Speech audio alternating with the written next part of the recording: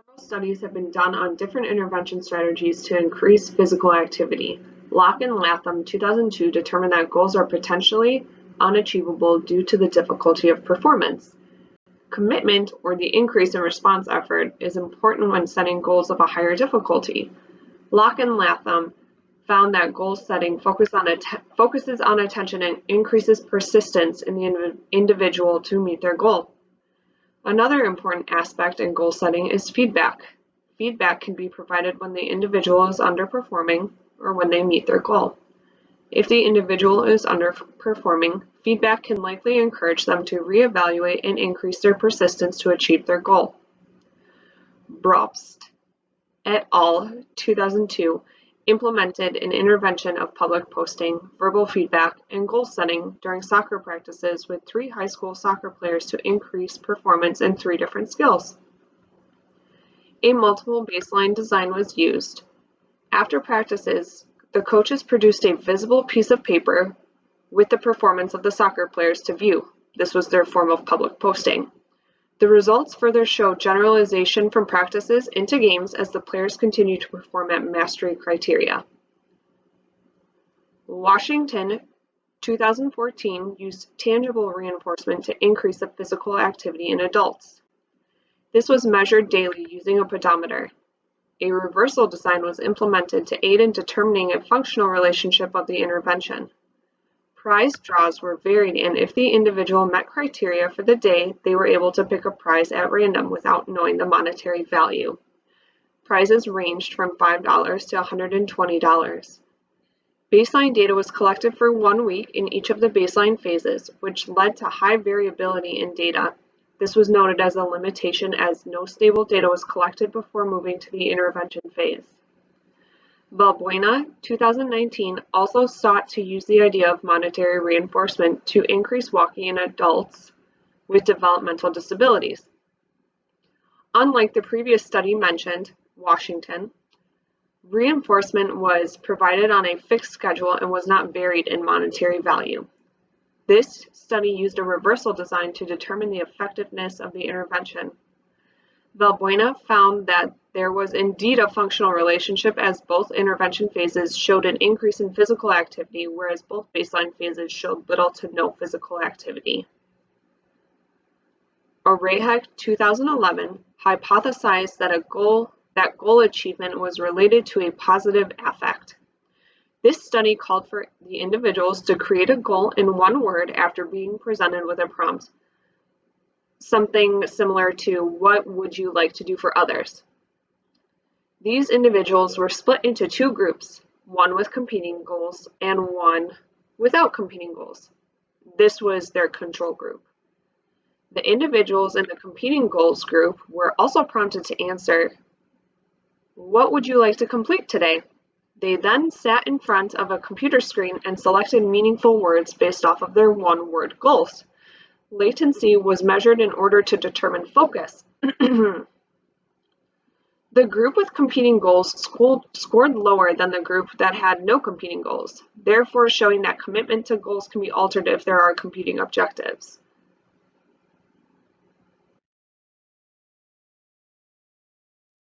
The purpose of our study was to examine the effects of goal setting and performance feedback to increase running distance among adults. So our target behavior for this study was running, and the behavior definition of running is any instance of continuous movement forward at a pace faster than a brisk walk, and that is equivalent to about 4 miles per hour. So we had an example of a running behavior, and that's any continuous movement forward at a pace faster than 4 miles per hour by running. And some non-examples of that behavior would be walking, sitting, or standing. So our study consisted of 5 participants, 3 of which were female and 2 of which were male. The age ranges of those participants ranged from 26 years old to 32 years old. So as far as our setting went, it was mostly natural environment, but since we are all in different cities and states, and weather is different in all those cities and states. If one of our group members could not do anything in their natural setting or environment, they would, get their run in someplace else. So as far as materials went, of course, we had our running gear. Tennis shoes, our preferred dress gear for running. It didn't really matter to the study what we wore as long as we did our runs. We also used Excel for data collection, and of course our phones, messaging app for communication, and running tracker app. So for our design, we used a non-concurrent multiple baseline design across subjects. And as far as data collection went, data collection lasted 10 weeks, with data being due, every weekly run being due Sunday at 10 p.m. Central Standard Time. So what we used is Excel to individually keep track of our runs, and we also appointed a data collector, Brad, to send our data into, and he would also keep track of our runs that way. So we used a GroupMe messaging app to communicate with each other, to collect data, to talk about data, and to provide feedback for each member. So since our runs were due Sunday at 10 p.m., we would send screenshots of our run via the messaging app, and then all group members, or at least 2 group members, provided feedback for whoever sent in data. And then Brad, our data collector, would take those screenshots and enter them into the Excel sheets, and we as well would enter them into the Excel sheets. We used, for our running tracker, the Map My Run app by Under Armour, and that was able to keep track of the pace of our runs, the distance of our runs, the days we did our runs, and even the timings of our runs. The Map My Run app is able to store all our runs just in case, we lost data somehow. We had 3 different ways that we had kept track of data. Actually 4, because we had the screenshots of our runs. We had the data collected on the Map My Run. We had the screenshots sent within the messaging app, and then we had Excel sheets individually and with our data collector. When planning how to replicate the experiment, we originally started out using our university email, but then we decided that it would be easier to use another mode of communication. So we decided to download an app called GroupMe, which is kind of like a Google Hang or just, a basic iPhone message group. But you can download it super easily on your phone. It's accessible to everyone. So we ended up using that to communicate effectively throughout the semester and discuss, replication of the experiment and how to do so. We also downloaded a second app called Map My Run by Under Armour. This app basically tracks distance, time ran, location of the run, etc.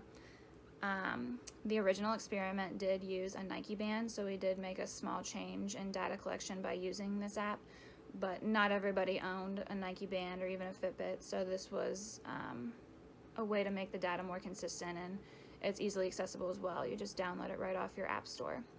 The baseline phase proposal began on February 9th, 2020 this year, and then once you pass baseline phase, the treatment phase is introduced, but that occurs at different times for different participants. I know it took me 4 weeks just to get past baseline, so we had a baseline phase for about 4 to 6 weeks, 3 to 6 weeks. It just depends on the person. There were some who had 3 points and then went on to treatment, and then there were some who had 4 or 5, went on to treatment, etc. So basically we just used this Map My Run as a source of data collection, and then the GroupMe app acted as a primary source of data sharing and communication throughout the semester. During baseline, we used the Map My Run app without setting goals. This app monitored distance, speed, date, location. Location varied from participant to participant. We all live in different areas, obviously, and there was no limitations or, restrictions on where and when you can run. So you could run outside, you could run at the gym, you could run literally just around your house, which I've done a few times since it was raining. So basically just whenever you have time, to your discretion. During baseline, participants received no training on style or form. They didn't receive information regarding health benefits or, health risks if you don't run, or, prolonged running and risks and stuff like that. So baseline data was collected from 3 to 6 weeks starting February 9th. And then after participants established a minimum of 3 stable data points, they could then move on to treatment phase. It took me 4. I think I missed a week because I had the flu. So it just depends on the person. We all had different baseline phases and durations before we moved on to intervention. So weekly goals were set each week and submitted by 10 p.m. Eastern Time every Sunday. And we are required to log 1 run per week during treatment. Running distance had to be at or above criterion for at least 2 weeks before setting a new goal. So for example, when I was in intervention, my goal was to start running 0.3 miles. And once I achieved, I could increase by however much I wanted. But in this case, I was going to increase by 0.3 miles again. However, I didn't meet my criteria to move on right away. So since my first 2 runs were 0.07 and 0.12, I didn't meet the criterion to move on and increase my run time. So I kept working on my initial goal of 0.30 until I met criterion in weeks 8 and 9. Once I met that criteria, I added another 0.3 to my original goal, making my new goal 0.6. So by meeting criteria for those 2 weeks, it allowed me to increase my running time for the next week. Once I set my goal though, I had to maintain it. So basically, once I meet criteria, I can't go below it. So like, for example, if my goal this week was 0.60, I can't go below that again in future weeks. Even when the goals weren't met, we still submitted for data continuity. So you'll see some zeros on our graphs. I know I probably have one in week 3. I think I had the flu that week, so I was not running. Once we finished our runs for the week, we would screenshot them and post them to the Group Me app for weekly feedback procedures to take place. And those weekly feedback procedures kind of look like just, positive responses. You have to have a response provided by 2 researchers for each participant. So when I submit a run on Sunday, I would have 2 group members give me feedback on that run. So say I didn't meet my criterion, those, positive feedback comments would look like, good job trying, like, try again next week, awesome job with, putting in the effort to run. Or if I did meet my criteria, it's like, awesome job, Emily, meeting your goal. Can't wait to see what you do next week, kind of deal. So then each participant was required to have the feedback comment per goal per week from other group members as well. So as a group member, I wasn't supposed to comment on somebody's goal who already had feedback twice. So I would go and look through the group and see if anyone hadn't received feedback yet, just to make sure we have adequate feedback throughout all 5 of us. And then participants were responsible for viewing that feedback and opening dialogue for further clarification if they had any questions or if they, were a little confused. So that's their responsibility. And then following the 2 weeks of feedback procedures on goals where criteria was met, new goals were set at the discretion of the participant. So like I said, I met criteria for 2 weeks and then I was able to move up. But it was solely my decision how much I wanted to increase by, and I just decided to increase by the amount I had been running. So it was completely up to the participant. Once you submitted your run for the week, you got your 2 feedback posts, and then you moved on to the next week.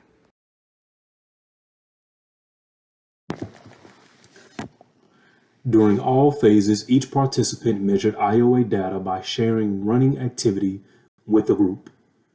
To exchange information about running occurrences, each participant uploaded a screenshot of the run logged or posted a link directly to the Activity tab of the Map My Run app. Map My Run provided an automated process of recording. This automated process did not rely on self-reporting from participants. Instead, the automated process provided a system that decreased the possibility to falsify data.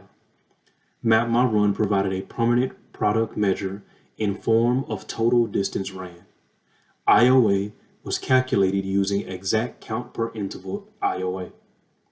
The observed behavior yielded permanent products that were recorded via the running app.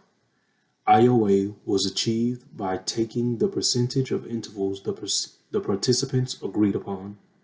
For example, if the participants agreed on 10 of 10 permanent products, the IOA would be 100%.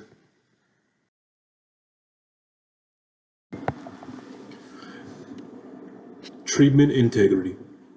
During each phase, either screenshots or links to the app were shared. The app tracked the distance of each running occurrence. During each phase, each participant received feedback from at least 2 group members. All participants were open to engage and comment as applicable. Research for treatment integrity were collected throughout the experiment and emails were sent for IOA.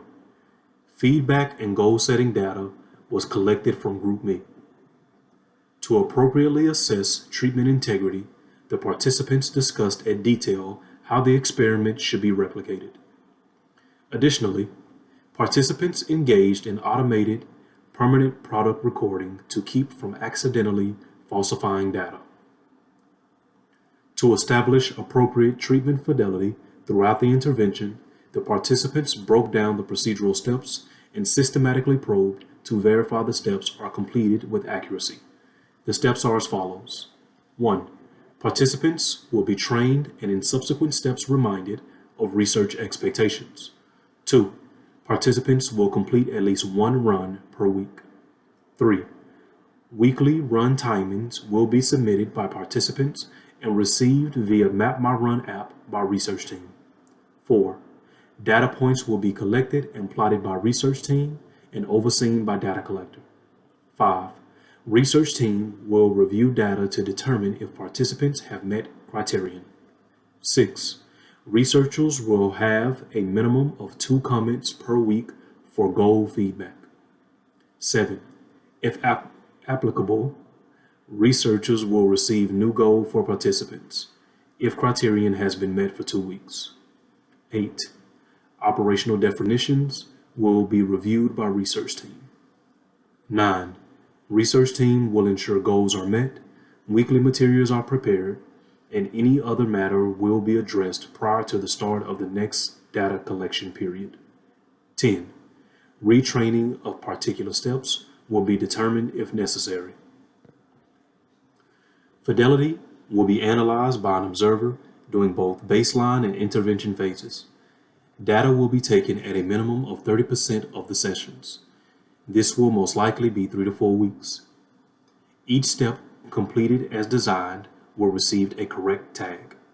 Steps not completed appropriately will receive an incorrect tag. Percentage of treatment integrity will be calculated using exact count per interval. Each step with a correct tag will be divided by the total number of steps and multiplied by 100 to determine treatment fidelity. Lastly, throughout the replicated experiment, participants graph data periodically. Treatment integrity is at 100% for Jeremy G., Yamel M., Brad T., Emily T., and Renee W.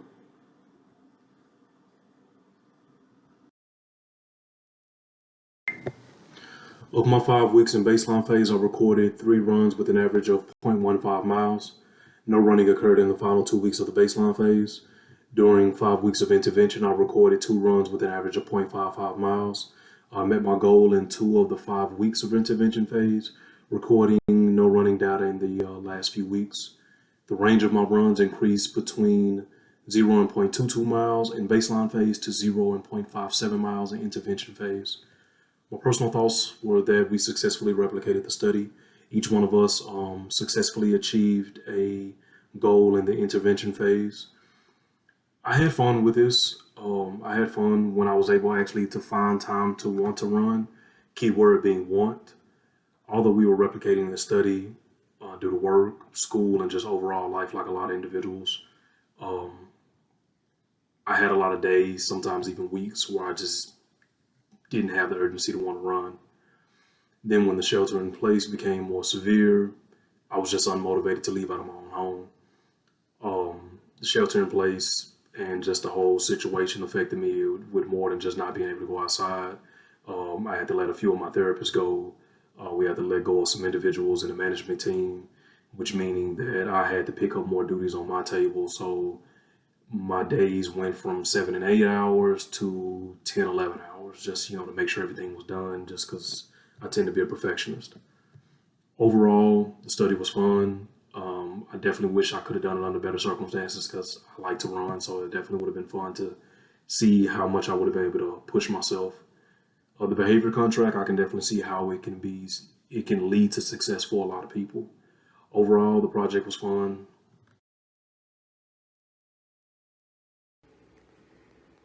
I do think that this study would have been easily replicated if we had all of the necessary materials. We did encounter a lot of issues. I do think it was kind of hard to get motivated by just text feedback. I'm more of a face-to-face person, so I like to hear and see the enthusiasm in a person when I do something good. It was also kind of hard because we weren't getting feedback right away from some people, so it would, days would pass and I wouldn't hear anything. So I definitely think that participation was a little low, but that's kind of normal given our situation.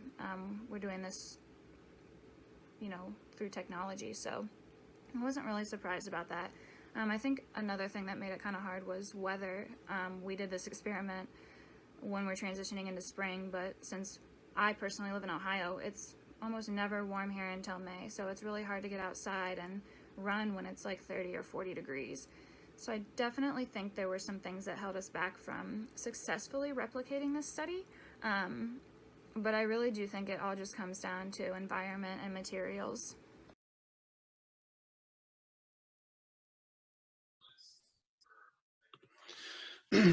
On a personal level, I got a lot out of this experience in the project in general, both physically and mentally, I would say.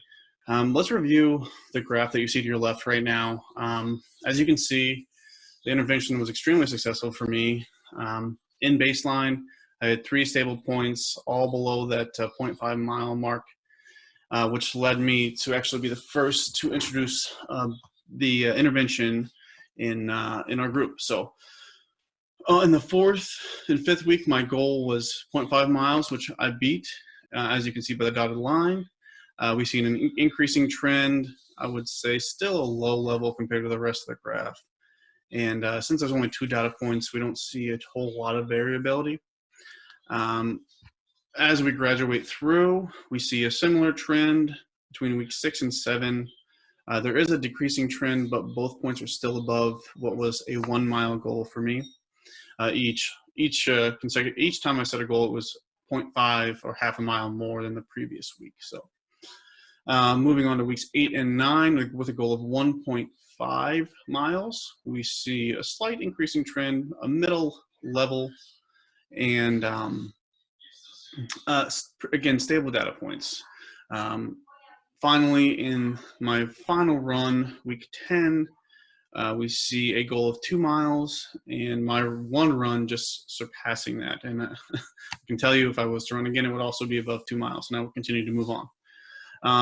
In general, if we could draw a line from weeks 4 to 10, we would definitely see a stable increasing trend, and in general, a functional relationship between the goal setting and feedback procedures and the total running distance for my graphs. On a personal note, this was really beneficial for me. The personal strain that I put on myself when I set the goals was an extreme motivator to complete them every week. As you can see, every single week of intervention, I completed runs, and they were all above the criterion for my goal.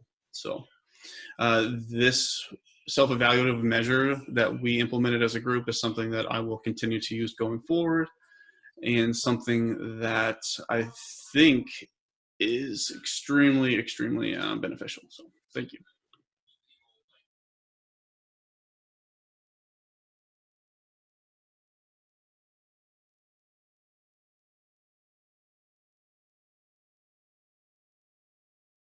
Initially, I thought this study would have been easy to replicate, and I thought that I would have been able to adhere to my goal of running 0.2 miles per week after collecting baseline data. As you can see, this was not the case. I was unable to meet my goal of 0.2 miles per week until the last week of intervention. Week 3 of baseline, I was an offender bender and was unable to complete a run due to physical discomfort. I was also reassigned at work during week 6. The variability in my schedule was difficult to manage emotionally and physically, especially because week 6 was the first week where I was unable to see clients face to face. To better replicate this study in the future, I think it would have been a better idea to reduce my intervention after 2 consecutive weeks of not being able to reach my initial goal. What I should have done was use my baseline data to set my initial goal, like any behavior analyst would do when trying to increase or decrease a client's behavior.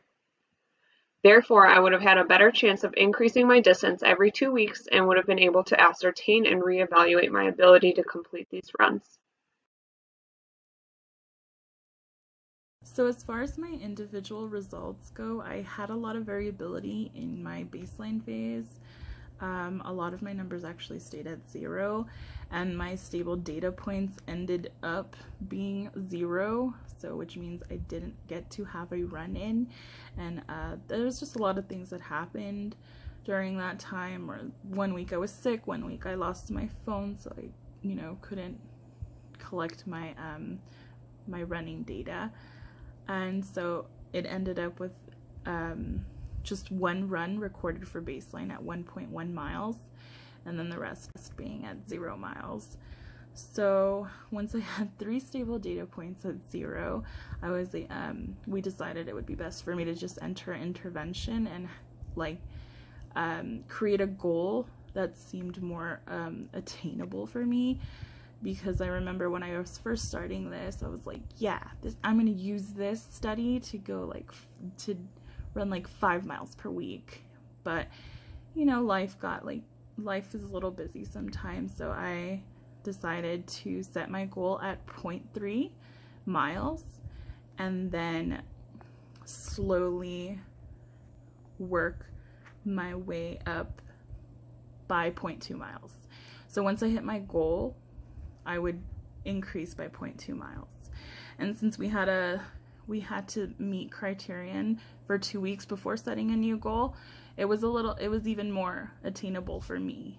So once I actually started the intervention phase of this study, I thought it was very successful for me, because I finally felt accountability to go for my runs. I would remember I like to run on Sundays, and I would be like, oh my gosh, I have to run and I have to meet my goal.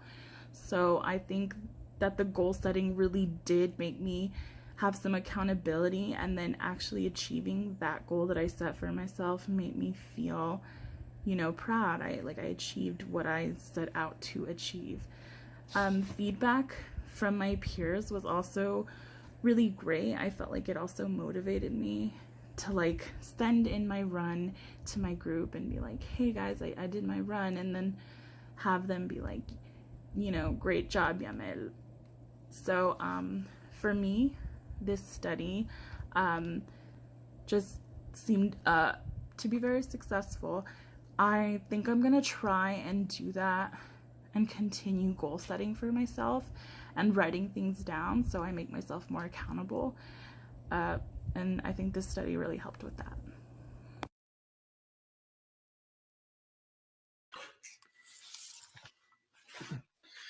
Now that we've reviewed and discussed our results and thoughts on an individual level, I'd like to bring it back to the group and the study as a whole. Quick disclaimer that our group graphs can be seen on the separate PDF that is attached to this discussion board. It might be useful to kind of look at those and see how our results vary per participant and how they're kind of correlated on that multiple baseline design. So In the report, I focused primarily on the detailed statistics of each individual, talking about, their total mean, range, et cetera, all the things that we've done throughout class. But here I'd like to offer kind of a different perspective and kind of discuss some of the implications of our findings as a whole. So as you see on the slide, we had a combined 31 weeks of intervention across all participants, meaning that total there were 31 weeks where the goal setting and feedback were in place and where runs could take place, okay?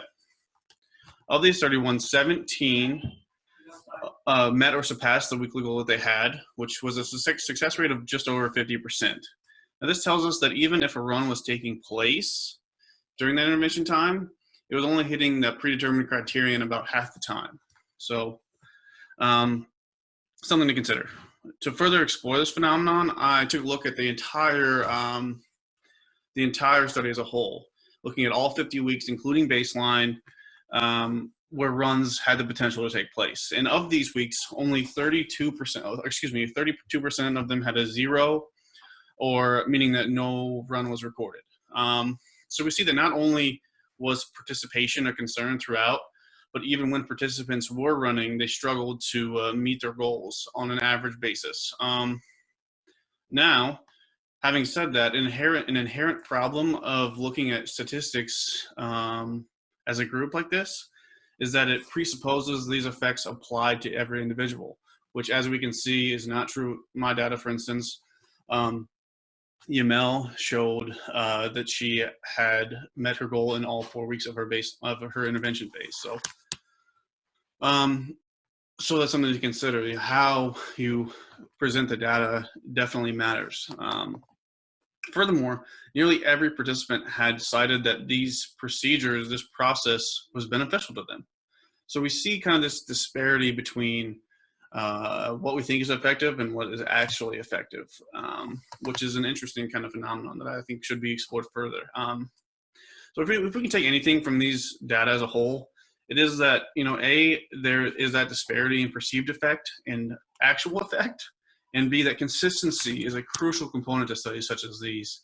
Not having enough data to properly analyze basically nullifies the concept of a functional relationship. We need those at least 3 stable data points and then enough runs in the intervention phase to make a determination that this is working. So the intrinsic motivation of having the running and self-improvement as that motivator obviously was not enough. And coming up with ways to increase participation is something that we would suggest for further studies, as we'll discuss in the conclusion. Thank you.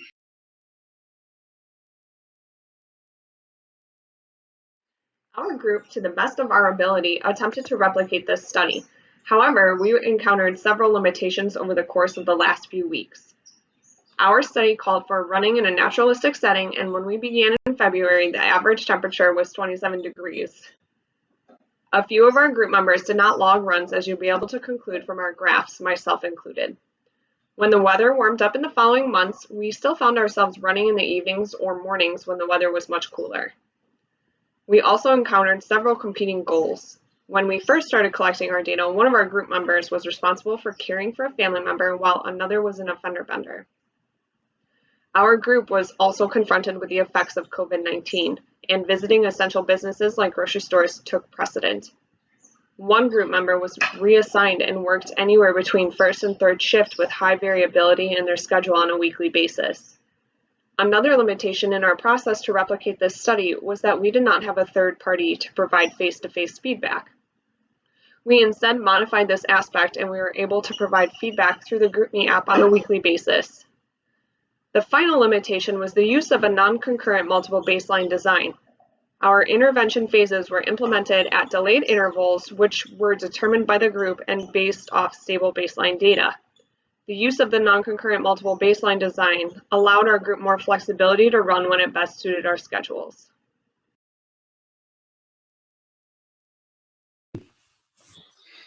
As we conclude our presentation here, we wanted to take sort of an all-encompassing step back and ask some important questions that I think we can derive from what we've already done through our project here. So first is, what have we learned from previous studies? Now, there's a lot of relevance to what we've been doing, what our project is about. Just last week, we talked about how goal setting feedback procedures can lead to more corrective postures in yoga, which is incredible, really cool idea there. We looked more obviously on the running distance side of things. The Whack It All article from 2014 displayed how using the Nike Fit app and some of the goal setting and feedback procedures can lead to increased running distance in some participants. So there's a clear relevance, especially in our generation, to see how these procedures impact physical activity, and not only in running distance, but yoga. I think there's a lot more applications that we haven't even scratched the surface of that. So now, our data does not necessarily suggest a functional relationship based on individual results between the goal setting feedback procedures and an increase in running distance. But that's not to say that we haven't learned a lot from this study and that there's not a lot of benefits that we can take from it. So, we've learned, I think perhaps maybe the most thing that we've learned, the most notable, is that there is so much rigor and grunt work and research required to complete this, even if it's a replicative study. You think you have the foundation already in place, but you have to obviously do it. And that was something that I think was an invaluable procedure that all of us will be the better because of. So all that said, there's always room for further exploration on subject matter. We know it's relevant. We've learned from this. I believe implementing goal setting and feedback across different topographies with more diverse populations and within different activities is a great place to start. We already have kind of established that there is some correlation. I think all of us individually would say that we've benefited from it to varying degrees, but to implement these same procedures in different settings, with different people from different physical backgrounds, would help with the notion of this functional relationship that we're so striving for.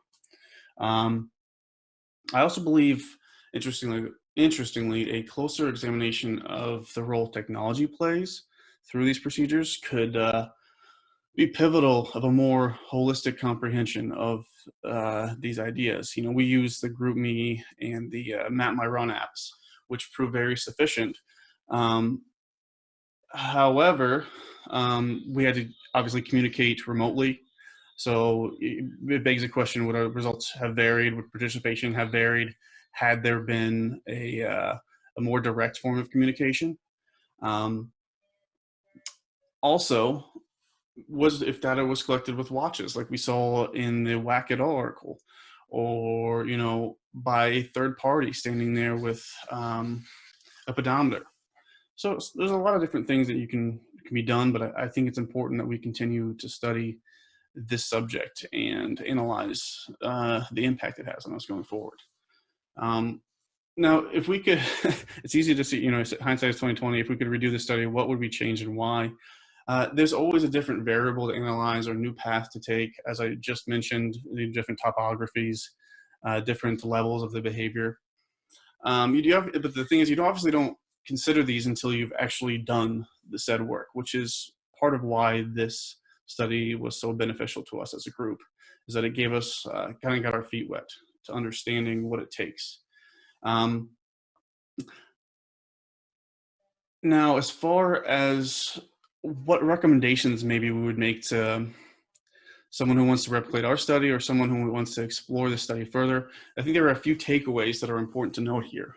The first is that we believe we should create a more direct and meaningful reinforcer for participants to participate in runs each week. As maybe no surprise, the intrinsic motivation of physical activity is not enough in and of itself to produce consistent results throughout, especially with a study that has the longevity that ours does. 10 weeks may not seem like a lot, but actually getting out there and running, it can be difficult. Things like weather, all the things that we listed in our limitations section, anything that you can do in general to minimize those confounding variables is obviously a positive thing. And insufficient data can be a backbreaker when you're trying to discuss, functional relationship and conclusions in general. So finding ways to make sure that each run is reinforced is something that we would all recommend. So, also, I think we touched on this briefly, but assuming participants are willing and physically capable of doing so, perhaps formalizing or goal setting feedback procedures to a greater degree. And we could even perhaps implement a graduated form of feedback. So if, say, you perform so well, you get this feedback. But if you don't perform so well, you get this feedback. So it's more formal, and it may lead to a better analysis of results, because feedback in itself can be so subjective, and without defining it and analyzing it in a systematic way, I think we can lose some of the meaning of those feedback procedures. So just a suggestion for further study. But in conclusion, I would say that this has been a transformative experience for the group as a whole. And looking at things now, going back to when we first started this, I think that everyone has benefited both physically and mentally by going through the rigors of such a project. So thank you so much.